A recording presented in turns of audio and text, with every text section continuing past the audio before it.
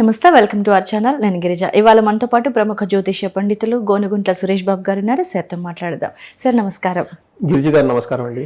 Sir, మనకి ప్రతి నెల ఒక సంక్రమణం ఉంటుంది అని అంటూ ఉన్నారు కదా, మరి ఈ నెల మనకి జూన్ 15న సూర్యుడు వేరే మిథున రాశిలోకి వస్తున్నాడు కాబట్టి మిథున సంక్రమణం జరుగుతుంది.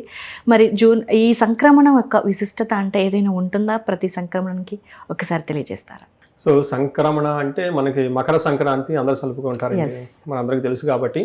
మకర రాశిలోకి సూర్యుడు వెళ్తున్నాడు కాబట్టి మకర సంక్రాంతి వస్తుంది. అలానే మనకి 12 సంక్రాంతులు ఉంటాయి. ఎవ్రీ మంత్ ఒక్కొక్కటి వస్తుంది. అంటే సూర్యుడు ఒక రాశి నుంచి ఇంకొక రాశి మారిన తర్వాత ఆ మారిన టైంని సంక్రమణ అంటారనమాట. ఎలా అయితే గురువు ఒక రాశి నుంచి ఇంకొక రాశి మారినప్పుడు దాన్ని పుష్కరం అని పుష్కరాలు చేస్తారు, అలానే ఒక్కొక్క గ్రహం మారినప్పుడు ఒక్కొక్క విశిష్టత ఉంటుందన్నమాట. ముఖ్యంగా సూర్యుడు గ్రహరాజు కాబట్టి ఆయన ఆత్మకారకుడు. రాజ్యము, అధికారము, పవరు, స్టేటస్, తర్వాత హెల్త్, తర్వాత తేజస్సు, ఆరోగ్యం ఇవన్నీ ఇస్తూ ఉంటారు. ఆరోగ్యం ప్లస్ అన్నదాత, అన్నాన్ని కూడా మనకి చదువుకోవడం, యశస్సు, కీర్తి ప్రతిష్టలు, తండ్రి, రాజు, అధికారము, ఆత్మ, రాజ్యం, ఇలా అన్నిటికి సంబంధించిన కారకుడు సూర్యుడు కాబట్టి ఆయన గ్రహరాజు కాబట్టి ఆయన మారిన టయాన్ని ఒక రాశి నుంచి ఇంకొక రాశిని మారిన టయాన్ని సంక్రమణ అని చెప్తూ ఉంటారు అనమాట.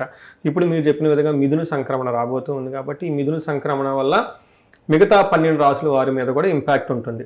దీన్ని మన జ్యోతిష శాస్త్రంలో గోచారంలో చెప్పుకుంటూ ఉంటాం అనమాట. సో ఇప్పుడు మీరు అడిగిన సందర్భంగా సూర్యుడు అసలు దేనికి రెస్పాన్సిబుల్ ప్లానెట్, ఆయన యొక్క ముఖ్య ఉద్దేశం ఏంటి, దేనిని రిప్రజెంటేషన్ చేస్తూ ఉంటారు, కారకత్వం అంటారనమాట, సిగ్నిఫికేషన్స్ అంటారనమాట. అసలు సన్ అనేవాళ్ళు నిత్య జీవితంలో మనకి ఏ విధంగా మనల్ని ప్రభావితం చేస్తూ ఉంటారని ముందు తెలుసుకొని తర్వాత మిథున రాశిలోకి ఎంటర్ అవటం వల్ల అక్కడ 30 days ఉంటారు కాబట్టి ఈ 30 daysలో 12 రాశుల మీద వారి మీద కూడా ఎలాంటి ప్రభావం ఉంది మనం తెలుసుకునే ప్రయత్నం చేద్దాం. ఫస్ట్, సూర్యుడు మనకి 8 రకాలుగా ప్రతి ఒక్కళ్ళ జీవితంలో తెలిసి కానీ తెలియక కానీ డైరెక్ట్గా ఇండైరెక్ట్గా మన మీద ప్రభావం ఉంటుంది. ఫస్ట్ ఏంటంటే ఆత్మకారకుడు అంటారనమాట. సూర్యుడు వల్ల ఏమవుతుందంటే సెల్ఫ్ కాన్ఫిడెన్స్ ఉంటుంది, వైటాలిటీ, లానెస్, స్ట్రెంత్, స్టామినా ఉంటుంది, చూసే పర్సెప్షన్. కొంతమంది 10 రూపాయలు అప్పనంగా అయ్యో వణికిపోతుంటారు. 10 మంది ఏంటి 100 ఏం చేస్తాం తీసుకుంటాం పో. కొంతమంది అప్పు తీసుకుని వణిపో అంటుంటారు. అది ఎలా ఉంటుంది, లోన్ నుంచి ఈగో వచ్చేస్తుంది అనమాట. అందుకని ఆ యొక్క ఆత్మబలం అంటారు. ఎంత ఆత్మబలంగా ఉంటే చిన్న చిన్న పనులు ఏం పట్టించుకోరు. ఆత్మబలం తక్కువగా ఉందనుకోండి చిన్న వాడికి ఊరికి ఏడుస్తూ కూర్చుంటూ ఉంటారు అనమాట. అందుకని సూర్యుడు స్ట్రాంగ్గా ఉంటే ఎంత పెద్ద శత్రువులైనా కానీ జయించుకొని వెళ్ళిపోతూ ఉంటారు అనమాట. అలా అందుకని ఆత్మకారకుడు. రెండోది రాజ్యం. ప్రతి ఒక్కరికి ఒక పవర్ ఉంటుంది, ఒక పొజిషన్ ఉంటుంది. మేనేజరు, అడ్మినిస్ట్రేషను, సిఇఓ, సిఎఫ్ఓ, రాజకీయ నాయకులు, అంటే ప్రజల మీద ఎవరైతే నాయకత్వ లక్షణాలు కలిగి ఉన్నారో వాళ్ళందరికీ కూడాను రాజ్యము, గవర్నెన్స్, అథారిటీ, అడ్మినిస్ట్రేషన్ కేపబిలిటీ అంతా సూర్యుడి ద్వారానే వచ్చేస్తుంది. నెక్స్ట్ పితృడు అంటే ఫాదరు, ఎల్డర్లు, తండ్రి సమానులు లాంటి వాళ్ళు కూడాను సూర్యుడి వల్ల మనకి రిప్రజెంటేషన్ చేస్తూ ఉంటారు. సూర్యుడి యొక్క ప్రభావంతో అవి మనకు అనుకూలంగా ప్రతికూలంగా ఉంటాయని చెప్తారు. నెక్స్ట్ యశస్సు అంటే కీర్తి ప్రతిష్టలు, ఫేమ్, రికగ్నిషన్. కొంతమంది చెప్తూ ఉంటారు, ఏమండి మాకు ఎంత కష్టపడుతూ ఉంటా కానీ మా పేరుని అంత పక్కన వాళ్ళు దొంగిలించుకొని వెళ్ళిపోయారండి, మేము జీరోలం అండి, వాళ్ళు హీరోలు అయిపోతున్నారని చెప్తూ ఉంటారు. చాలా నిజం అండి. అందరికీ కీర్తి ప్రతిష్టలు రావు. అందరూ కష్టపడతారు, కష్టపడిన వాళ్ళందరూ కూడా కీర్తి ప్రతిష్టలు రావు. కొంతమంది కీర్తి ప్రతిష్టలు నెగిటివ్గా ఉంటాయి, ఉల్టా బాగా మంచి వాళ్ళే కానీ వాళ్ళ మీద చాలా రూమర్స్ స్ప్రెడ్ అవుతూ ఉంటాయి అనమాట. ఇలా ఒక వ్యక్తి గురించి కీర్తి ప్రతిష్టలు చక్కగా ఉండాలన్నా అపకీర్తి పాలవ్వాలన్నా కూడా సూర్యుడి యొక్క కారణం వల్ల జరుగుతూ ఉంటాయి అని చెప్తూ ఉంటారు. నెక్స్ట్ పదవి, పొజిషన్. కొంతమందికి పదవులు పోతూ ఉంటాయి. నేను ఇప్పుడు కొన్ని రాసుల వారికి పదవి గండం ఉంటుంది, వాళ్ళు పదవి పోయే అవకాశం ఉంటుంది. కొంతమంది పదవి వస్తుంది, దీనికి సూర్యుడికి కూడా సంబంధం ఉంటుంది. నెక్స్ట్ అధికారం. అంటే కొంతమందికి పొజిషన్లో ఉన్నా కానీ అధికారం ఉండదు. డమ్మీ, రబ్బర్ స్టాంపులు పెట్టడానికి, సంతకాలు పెట్టడానికి ఉంటారు. కొంతమంది కాలేజీలో చూస్తుంటాం, ప్రిన్సిపాల్, పేరుకి ప్రిన్సిపాలే, వర్క్ అంతా వేరే వాళ్ళు ఎవరో చేస్తూ ఉంటారు, వాళ్ళకి సంబంధం ఉండదు. కొంతమంది డాక్టర్లు ఓన్ క్లినిక్ ఉంటుంది, ఓన్ క్లినిక్ లో ఆయనకి పవర్ ఉండదు, వేరే ఉండకూడదు పదవి ఉంటుంది, ఇది ఉంటుంది అనమాట. వాళ్ళు తెగ దబాయి చేస్తుంటారు అందరి మీద అనమాట. కొంతమంది మంత్రి పదవి వాళ్ళ పేర్లు చెప్పుకొని కింద ఉన్న వాళ్ళు మంత్రుల కంటే ఎక్కువగా డామినేట్ చేసేస్తూ ఉంటారు అనమాట.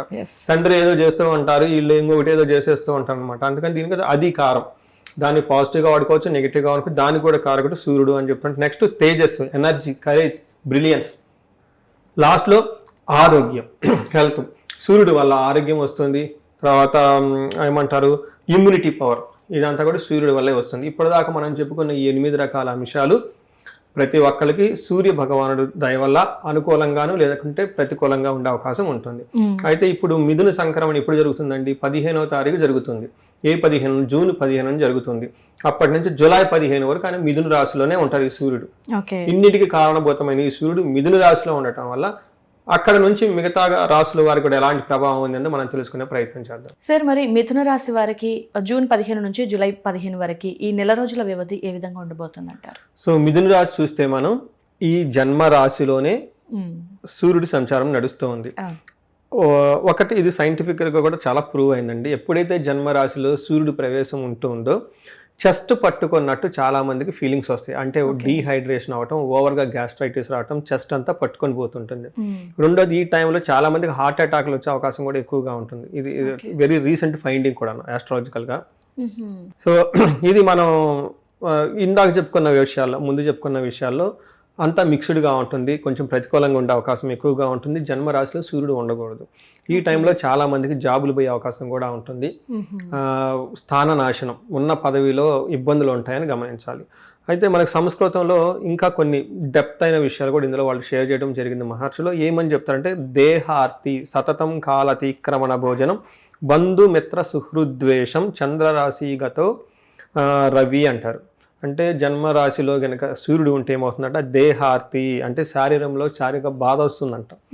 నెక్స్ట్ సత్వం అంటే బలం లేకుండా ఉంటూ ఉంటారు. అంతేకాకుండా సంతాప కాలతిక్రమణ భోజనం, టయానికి భోజనం చేయరు. ఎప్పుడైతే టయానికి భోజనం చేయరో గ్యాస్ట్రైటిస్ రావటం, తద్వారా డీహైడ్రేషన్, నైట్ ఇది ఒక prime reason for the heart పట్టుకోవడానికి ఉండటానికి, హార్ట్ అటాక్స్ రావడానికి కూడా చాలా జాగ్రత్తగా ఉండాలి. బంధుమిత్ర సుహృద్వేష, బంధువులతోటి ఫ్రెండ్స్ తోటి వీళ్ళే గొడవలు పడుతూ ఉంటారు. టోటల్గా శత్రుద్వేష, ద్వేషించబడినట్లు వాతావరణం వీళ్ళకి చుట్టూతూ ఉంటుంది. కాబట్టి వీళ్ళు కొంచెం గమనించుకొని జాగ్రత్తగా ఉండాలి. ముఖ్యంగా కమ్యూనికేషన్ చేసేటప్పుడు, చిన్న చిన్న ట్రావెల్స్ చేసేటప్పుడు, అన్నాదమ్ములతోటి పడేటప్పుడు గొడవలు వచ్చే అవకాశం, మిస్అండర్స్టాండింగ్స్ వచ్చే అవకాశం ఎక్కువగా ఉంటుంది. కొంచెం జాగ్రత్త తీసుకోవాల్సిన అవసరం అయితే ఈ రాశి వాళ్ళకి చాలా ఉంటుంది. అంటే సూర్యుడు మిథున రాశిలో ఉన్నాడు కాబట్టి కాస్త ఇంపాక్ట్, అంటే హార్ట్ స్ట్రోక్స్ వచ్చే ఛాన్స్ ఉంది అన్నారు. అవునండి, ఈ రాశి వాళ్ళకి ఎక్కువగా ఉంటుంది. ఈవెన్ భార్యకు కూడాను హెల్త్ కాంప్లికేషన్స్ ఉంటుంది. భార్య ద్వారా భార్య ఎక్కువగా ప్రైమరీగా సఫర్ అవుతుంది. కానీ వీళ్ళు కూడాను, ఇప్పుడు ఇంట్లో స్పౌస్కి బాగా లేకపోతే వీళ్ళకి కూడా ప్రాబ్లం సఫర్ అవుతారు. ఇన్ కేస్ లేడీస్ ఎవరిని ఉంటే వాళ్ళ హస్బెండ్కి హెల్త్ కాంప్లికేషన్స్ వస్తుంది, ఇబ్బంది పడే అవకాశం ఉంటుంది. ఈ రాశి వారికి సంబంధించి ఎలాంటి పరిహారాలు పాటిస్తే బాగుంటుంది, ఏ దైవ ఆరాధన చేస్తే బాగుంటుంది? సో ఇప్పటిదాకా మనం చెప్పుకునే విధంగా ప్రతి ఒక్కరికి కూడాను సూర్యుడి యొక్క ఏమంటారు కరుణ, కృప, కటాక్షం, ఒక సూర్యుడి యొక్క బలం మనకు కావాలి. ఓకే, ఎప్పుడైతే గ్రహం అనుకూలంగా లేదో మనం పరిహారాలు చేసుకోవటం ద్వారా సూర్యుడి యొక్క గ్రహం బలం పెరిగి మనకి ప్రతికూల పరిస్థితుల నుంచి చాలా వరకు తగ్గేసి పాజిటివ్ ఎనర్జీ వచ్చేసి ముందుకెళ్ళిపోయే అవకాశం ఎక్కువ ఉంటుంది. ప్రతి ఒక్కరికి జాబ్ కావాలి, ప్రతి ఒక్కళ్ళు ఫాదర్ ఉంటుంటారు, ప్రతి ఒక్కరు రికగ్నిషన్ కావాలి కదా. అందుకని ప్రతి ఒక్కళ్ళు కూడా ఒకవేళ బాగలేదు అనుకుంటే గ్రహస్థితి ఎక్కువగా పూజలు చేయించుకుంటూ ఉండాలి. బాగున్నా కానీ చేయించుకోవాలి, ఎందుకంటే ఇంకా బాగుంటారు కాబట్టి. అందుకే కామన్గా చేసే పరిహారాలు ఏంటంటే, ఫస్ట్ సూర్యుడికి సంపూర్ణ గ్రహ శాంతి పూజలు అని చేయించుకోవాలి. అంటే ఏంటి, సూర్యుడికి చెప్పి జపము, దానము, తర్పణము, హోమము, ఇలా సూర్యుడికి సంపూర్ణ శాంతి పూజలు చేయించుకుంటే ఆ సూర్యుడికి సంబంధించిన బలం పెరుగుతుంది అనమాట. బలం పెరిగి ముందు మనం చెప్పుకునే విధంగా అన్ని చోట్ల అభివృద్ధి ఉంటుందని చెప్పుకోవచ్చు. రెండోది, సూర్యుడికి నమస్కారాలు అంటే చాలా ప్రీతి. అందుకని సూర్య నమస్కారాలు చేస్తే చాలా చాలా బాగా కలిసి వస్తుంది. ఉదయాన్నే లేకపోతే సూర్యుడికి దండం పెట్టుకోవడం, సూర్యుడికి నమస్కారాలు చేసేసుకోవడం, సూర్య నమస్కారాలు యోగా ఫామ్లో. తర్వాత సూర్యుడికి ఆర్గ్యం ఇవ్వడం చాలా ఇంపార్టెంట్. ఎవరికైనా ఉపనయనం అయ్యి వాళ్ళకి సంధ్యావందనం చేసుకునే ఒక కార్యక్రమం ప్రొసీజర్ తెలుసుకుంటే, సంధ్యావందనం కరెక్ట్గా చేసుకుంటూ ఉన్న త్రికాల సంధ్యావందనం చేసుకున్న, త్రికాల సంధ్యం ఈ రోజులో highly difficult. At least morning evening at least ఒక పూట చేసుకున్నా కానీ ఆ యొక్క మంత్ర ప్రభావంతో వీళ్ళు చాలా షార్ప్గా ముందుకెళ్ళిపోతారు.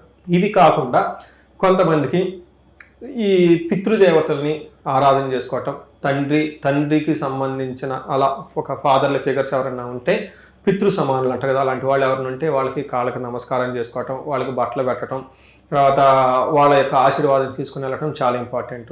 బాసులు, కన్సల్టెంట్స్, తర్వాత మెంటార్స్, ఇలా చాలామంది ఉంటారు. వాళ్ళందరికీ గౌరవించడం చాలా ఇంపార్టెంట్. ఓవర్లుక్ చూడకూడదు, వాళ్ళని గౌరవంగా చూసుకుంటూ వెళ్ళిపోతూ ఉండాలి. ఇదంతా ఇండివిజువల్గా డే టు డే లైఫ్ స్టైల్కి మన లైఫ్ స్టైల్ని బట్టి ఉంటుంది.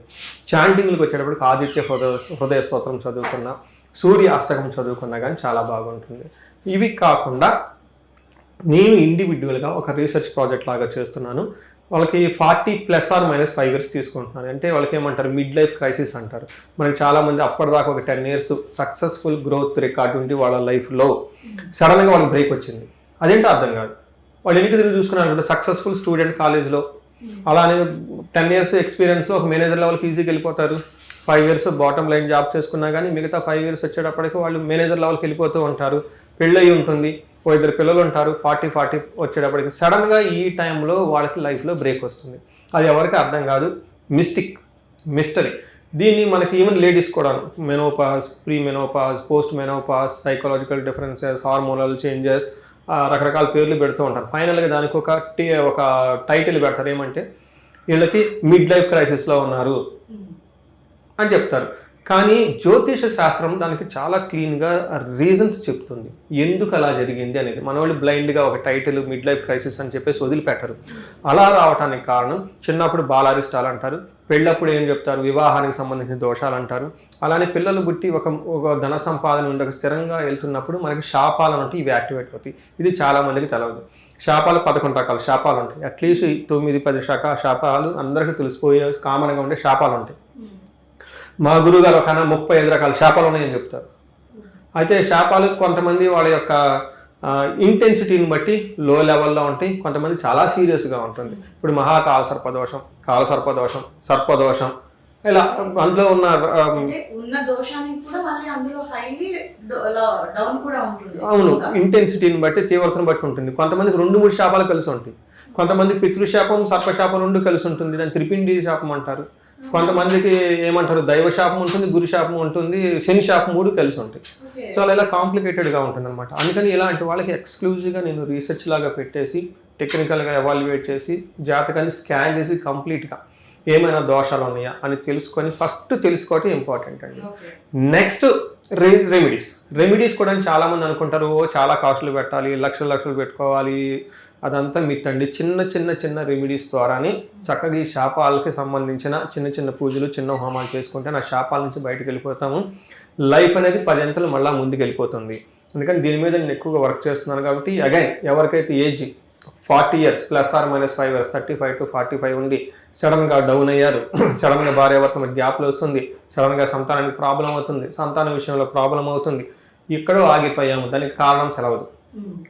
ఆ టైంలో ఈ కింద కనిపిస్తున్న స్కూల్కి కనిపిస్తున్న నెంబర్ కనుక కాల్ చేసి అపాయింట్మెంట్ తీసుకుంటే వాళ్ళ ఓన్ జాతకంలో, నాది కాదు, వాళ్ళ ఓన్ హారోస్కోప్లో పితృలు ఎక్కడి నుంచో వచ్చిన జాతకాలు చూసుకొని అనాలిసిస్ చేసి తగిన విధంగా పరిహారాలు చేసుకుంటే లైఫ్ 10 అంతల అవకాశం ఎక్కువగా ఉంటుంది. లాస్ట్ 3-4-5 months నుంచి ఎక్స్క్లూజివ్ దీని గురించి వర్క్ చేస్తున్నాను. చాలామంది కాల్స్ చేస్తూ ఉన్నారు. ఐఎమ్ వెరీ హ్యాపీ అండి. ఎన్ఆర్ఐ దగ్గర నుంచి, అమెరికా వాళ్ళ దగ్గర నుంచి, వాళ్ళు తల్లిదండ్రులు దూరంగా ఉంటారు, ఐసోలేటెడ్గా కూడా ఉంటూ ఉంటారు. చిన్న ప్రాబ్లం వచ్చినా చాలా మెంటల్గా ఇదవుతూ ఉంటారు అనమాట.